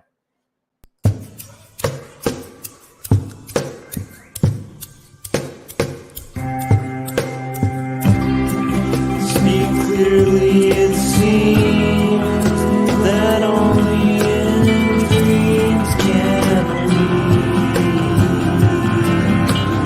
be these things we've seen and walk around breathing pain. I don't know the part to play in this heart of mine. There's dissonant things, they split at the seams.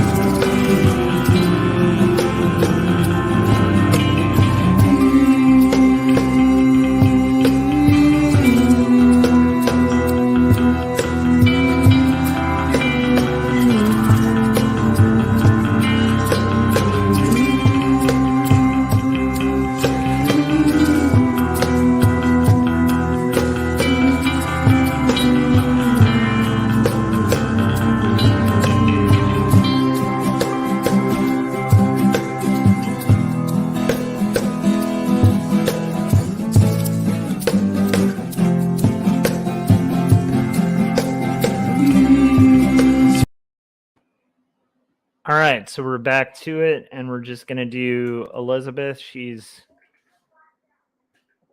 going to be laying here. And this is where like that thumbnail is a really nice thumbnail for me. It's pretty nice.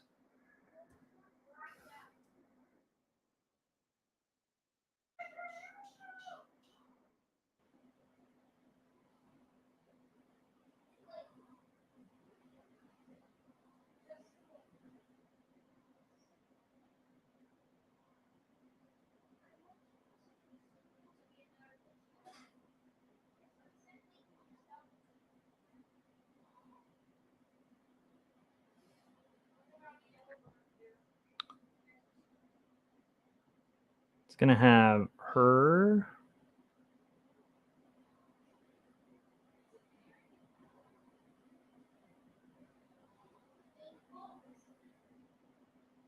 Her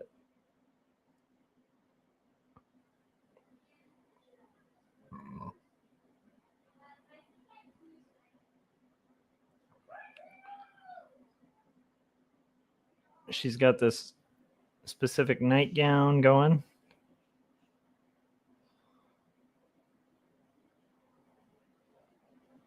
And her arm is going to be right here.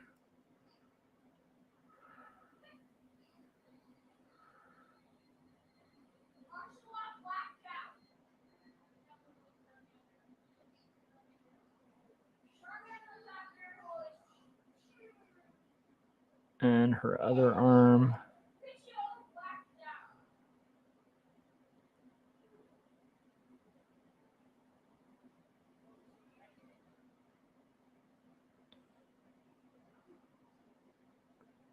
It's going to be right here.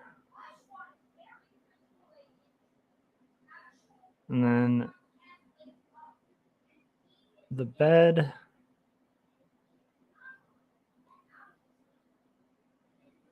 Pillow. There is like a dresser here that it appears has like a little cylindrical thing here, whatever that is. Probably to hold up like a little shelf. And then this is gonna have like tea kettle kind of thing on it.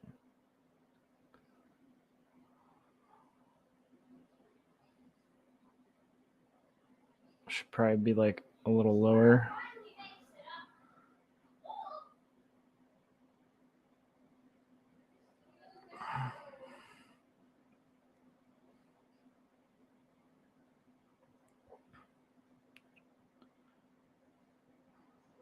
And then the window is going to be here. And we're going to have our sort of wood paneling and stuff here.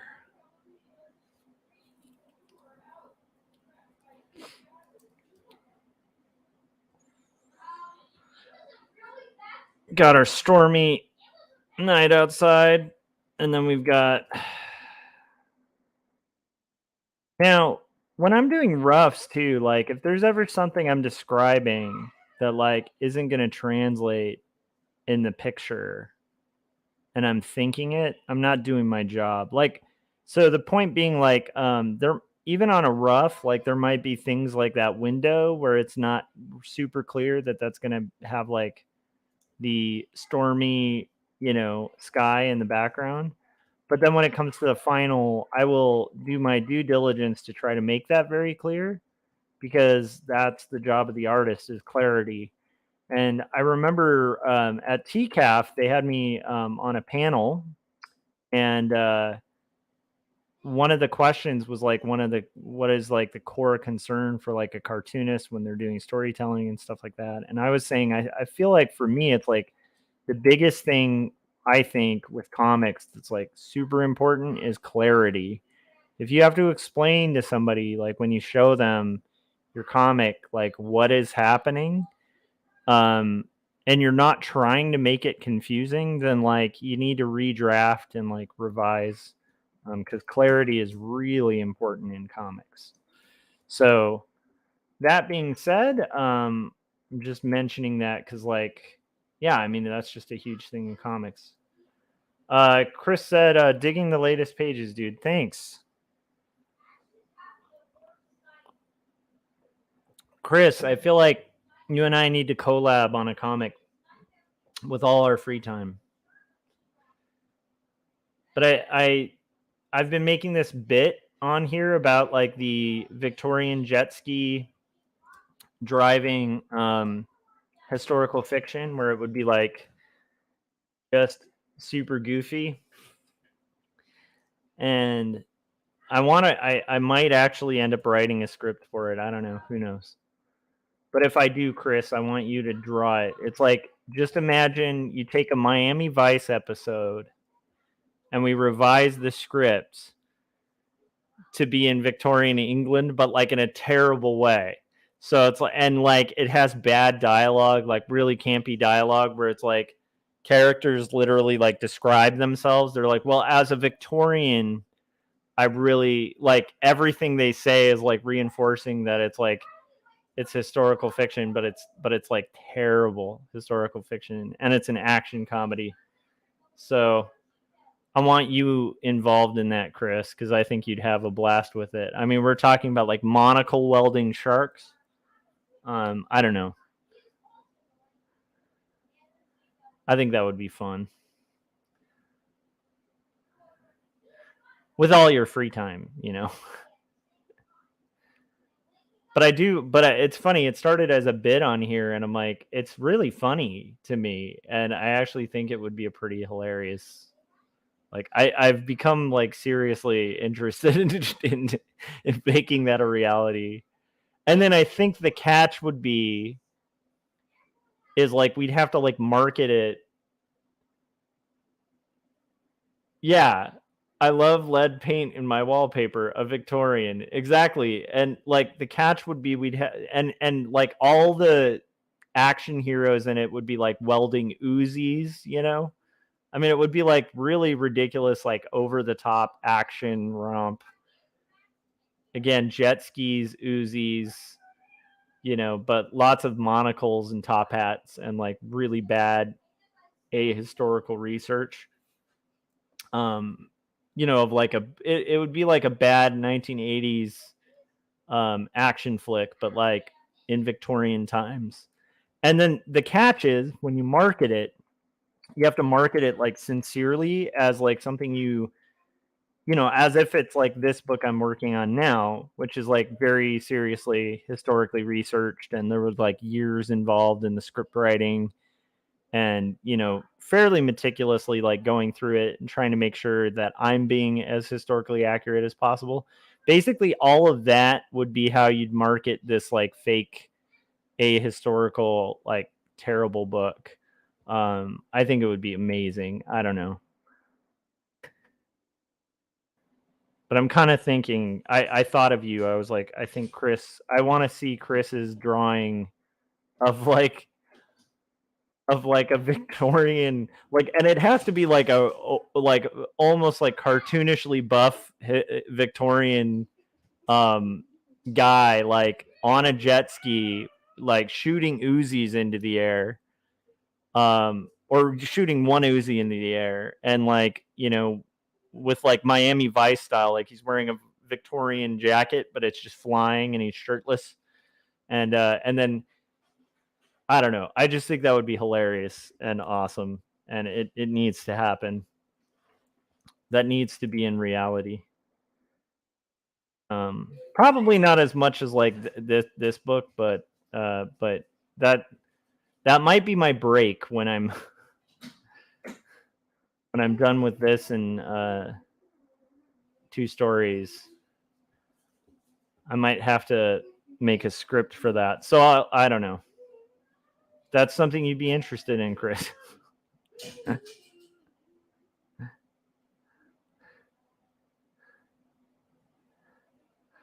Yeah, top hats on everything.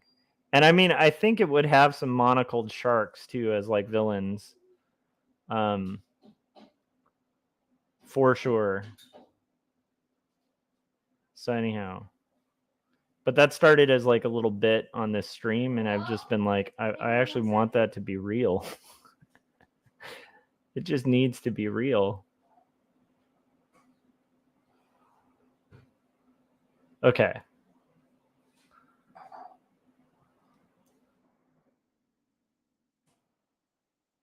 Because the intro it's too appealing to me. It's too hilarious. It's like you have like an overhead shot of this very historically accurate Victorian London. And then it like zooms in on like the ocean and like, you know, one of the kind of riverways that leads by London, you know, like maybe by London Bridge. And it's like, you know, deep in the darkness, there's a Victorian guy on a jet ski with an Uzi. And then it zooms in closer to that guy and closer to that guy and closer until you see this like chiseled chin, just angry, like Miami Vice looking dude who's wearing a monocle and has an Uzi like this. And it says Victorian England. It's like, it's too good of a intro to not have happen. I think that would just be so funny. Sorry guys, that bit might be a bit dead by the point that I brought it up, but the more I sit with it, the more I really like that idea. Like I actually want it to be real. She's going to be kind of smiling here. Okay. And then we're going to have, now I'm remembering what this panel is. Okay. My thumbnail was a little wacky on this. I don't know if you guys have that problem, but sometimes I'll do a thumbnail where I'm like, what the hell was I drawing there?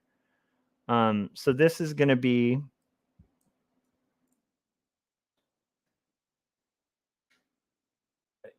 we're going to draw this the bed.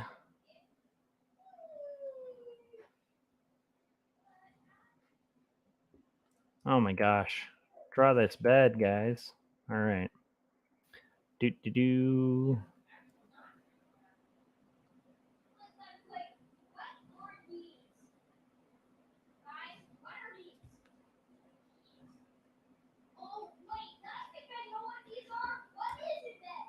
And I think, yeah, I'm going to have Elizabeth here. So Elizabeth's going to be here.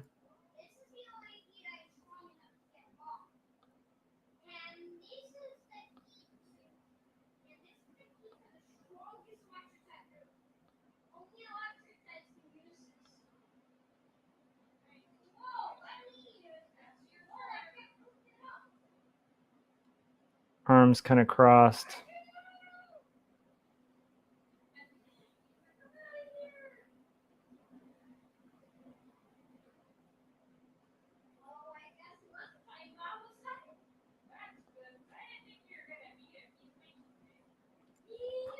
And Robert's going to be sitting down.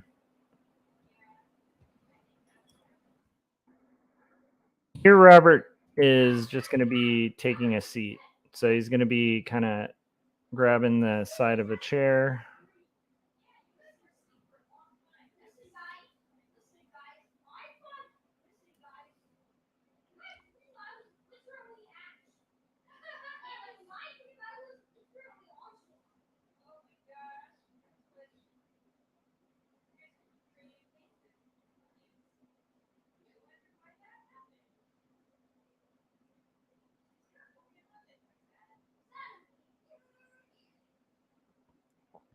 My son is doing some Pokemon playing in the background. Pokemon is a thing my son likes. All right. I was going to have Robert sort of sitting. But I think I need to make this just a little bit smaller. So I'm going to make this whole territory a little more feasible. Let's do that.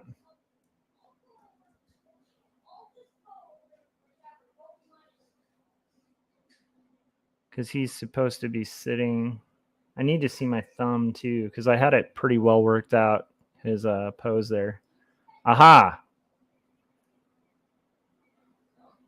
Okay. Pose is more worked out there. I do like that. He was going to have his arm back here on the chair. And we're going to have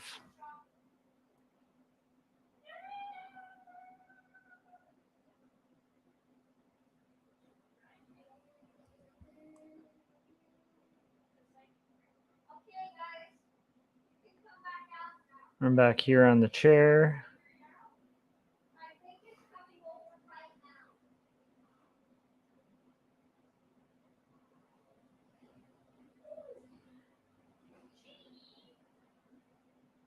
And this is going to be like I'm sure we're going to have to look up like a Victorian chair at some point, but for now we'll just put in like a placeholder.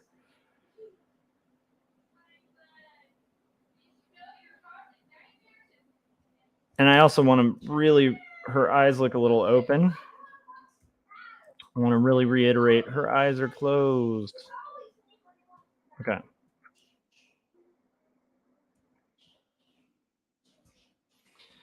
And then we're going to do, all right, I'm going to turn off everything but the cabin.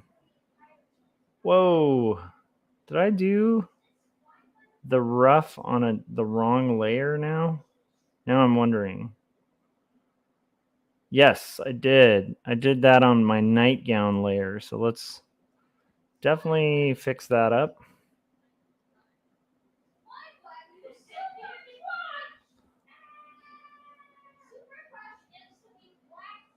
Okay, perfect. Turn off all unnecessary stuff. I'm going to move that cabin just a little bit closer here so we can take a peek at it. Cabin. And then I'm going to turn off my thumbnail because I don't need it. Merge this down. And then we're going to have just this all blocked out. So I want this like here. I'm going to have this behind one of those things. It's going to be an interesting perspective here. And this is going to be the archways going back. And then we're going to have there. Here we're going to have our lamp. And I think we'll have our kind of window here. And here is our cabin. And here is that desk thing. All right, we kind of have it. For a rough, this is pretty good. So now we're going to actually finish up this page. I'm going to have the lighting established here so that we can kind of better understand what is going on. Robert is sitting on a chair, getting ready to stand post to watch over his ailing newlywed, his new wife, who is having a tough time on their journey. And here, it's just going to be Wilson is just kind of observing Robert, because we haven't had Wilson leave the room yet. And so I feel like for this sequence to really work, we need Wilson somewhere. And to me, having her in the foreground while that happened is a good thing. Because otherwise, like, what are we going to have her do? Just leave? Like, the second that they have this, like, intense conversation? No, I think she's going to be there still. And it's that kind of thinking. I know it's weird, but it's like, I think it's that kind of thinking that you want to do when you're thumbnailing is like that, you know, like emotionally, would it make a lot of sense for them to have this heavy conversation and then to just have Robert alone, you know, standing post? Or does it make more sense for him to be like sitting down, getting ready to stand post, and for the maid to kind of see it?